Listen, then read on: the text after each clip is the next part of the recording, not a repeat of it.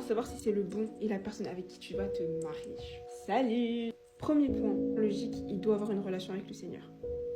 Une relation ancrée avec Dieu. Une vraie relation qu'il croit au sacrifice de la croix et à la résurrection du Christ. 2. Est-ce qu'il a les fruits de l'esprit? Est-ce qu'il a les fruits de l'esprit? Dans Galates 5,22, il y a tous les fruits de l'esprit, je vais te dire juste après. Et est-ce qu'il les manifeste? Est-ce que ça a des effets dans ta vie? Quand tu manges ces fruits de l'esprit, est-ce que tu les digères bien? Est-ce que ça fait de l'effet? Est-ce bien tu les vomis ou tu les digères? Est-ce que de l'extérieur, les fruits de l'esprit ont l'air bons mais sont mauvais? Ou bien ils sont beaux et ils sont bons? Les 9 fruits de l'esprit, il y a l'amour, la joie, la paix, la patience, la bonté, la bienveillance, la fidélité, la douceur et le plus important, la maîtrise de soi. Et s'il te plaît, ne sois pas déloulou et sois sûr qu'il ait les 9 fruits de l'esprit. Mais pose-toi cette question, pourquoi il est dans ma vie? Pourquoi il est dans ta vie? Ensuite, un troisième point qui est super important, est-ce qu'il honore ton corps? Est-ce qu'il respecte ton corps? Est-ce qu'il te sexualise ou pas? Il doit respecter ton corps et il doit être patient. Je sais, c'est dur, c'est compliqué de pas tomber. Moi, je peux vous parler de mon expérience personnelle, il faut faire très très attention. Mais là, j'ai bien compris la leçon et franchement, quand c'est la personne, elle honore ton corps, c'est beaucoup plus doux et c'est meilleur. Le taste de la relation, c'est quelque chose d'autre. Hein.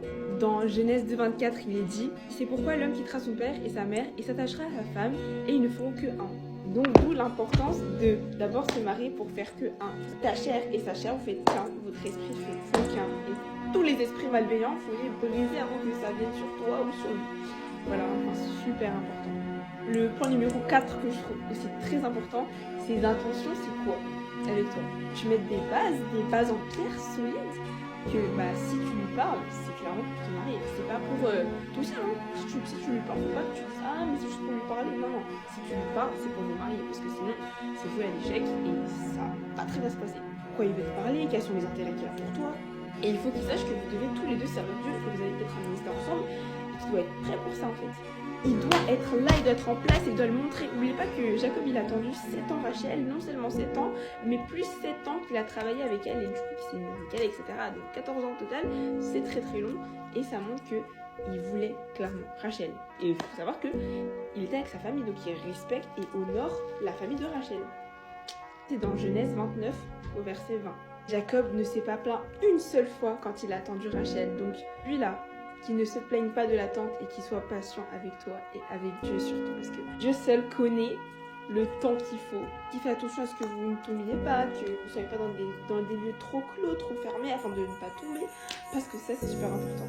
Quand tu vois qu'il fait ces efforts-là, tu te dis que il veut vraiment pas qu'on aille contre la volonté de Dieu. Et le 5e point, il fera de toi une meilleure personne. Il va t'élever, il fera toi une meilleure personne, il va t'embellir, certes Dieu t'embellit encore plus de la lumière, à te rapprocher encore plus de Dieu, encore plus méditer, vouloir participer à servir à l'église, à participer à des événements, plein de choses comme ça. Il te couvrira même pendant tes faiblesses, tes moments compliqués, quand tu te sentiras seul, triste.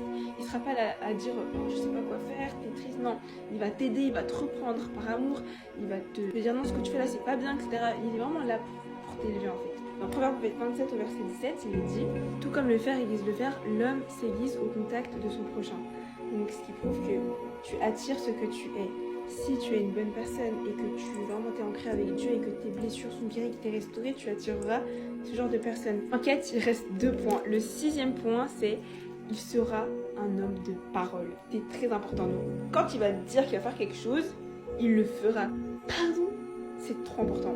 Qu'il honore ses paroles et qu'il sache communiquer avec toi quand quelque chose ne va pas. S'il n'a pas honoré ses paroles et qu'il n'a pas fait ce qu'il a dit, qu'il s'explique et qu'il dise pourquoi ça n'a pas été fait, c'est normal, on est humain, ça arrive. Dans 1 Jean 2 au verset 5. Mais l'amour de Dieu est vraiment parfait en celui qui garde sa parole. C'est à cela que nous reconnaissons que nous sommes en lui. Voilà en fait. Dernier point, c'est que Dieu le confirmera. Tout simplement, Dieu va te confirmer. Bon, je vais pas te dire qu'il va te montrer un rêve, songe, non. C'est pas partout pareil, c'est pas partout comme ça. Ça arrive que Dieu le fasse.